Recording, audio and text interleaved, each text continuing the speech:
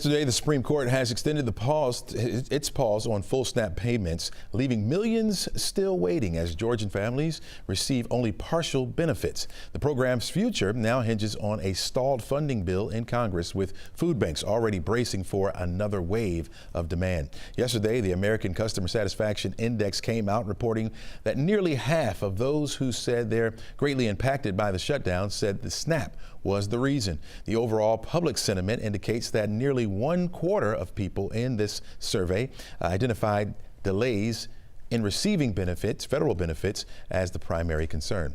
Let's look a little bit further into this with Rebecca Grapevine, the reporter here in Atlanta with the trade publication Healthbeat. Welcome to the show. Thank you for having me. Absolutely. How did the federal shutdown trigger such widespread distribution in food benefits?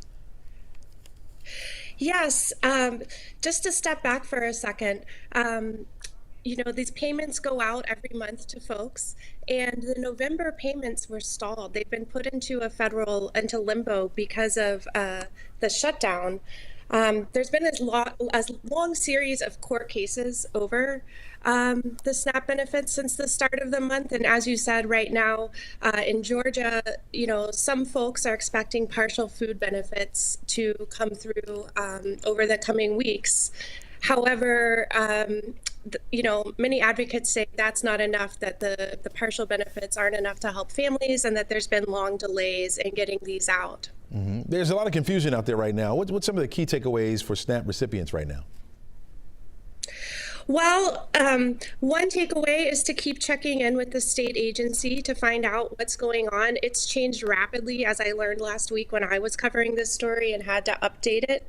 Another important message that officials wanted me to get across is that if people do have money still on their cards and they haven't received their November benefits yet, they can still use those funds. So some folks may not have funds, but for those who do, they can go ahead and use those.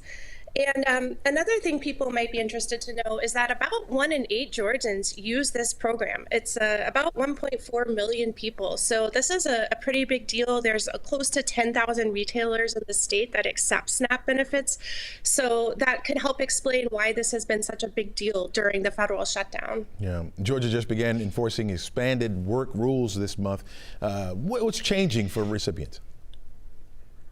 Yes, so in contrast to the shutdown and the slowdown in the benefits, which is a short-term thing, this is a long-term change to the program. And the new work requirements are adding groups that will have to meet requirements that didn't have to meet requirements before. And there's 5 groups.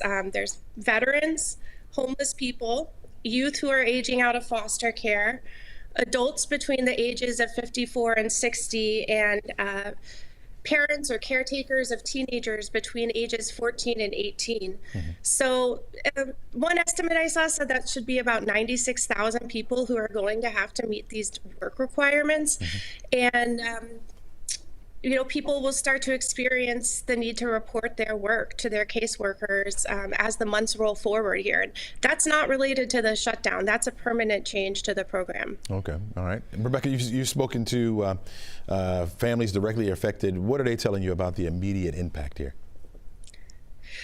Well, as you mentioned, there's been a demand on food supplies across the city. There have been charities and nonprofit groups that have stood up funds to provide additional food support to people. And one such group, the New Disabled South group, within a day or two of standing up this new fund, all of their funds were gone to send out additional money to families. So we can see how important this is to folks who need that extra help every month in order to get food on the table.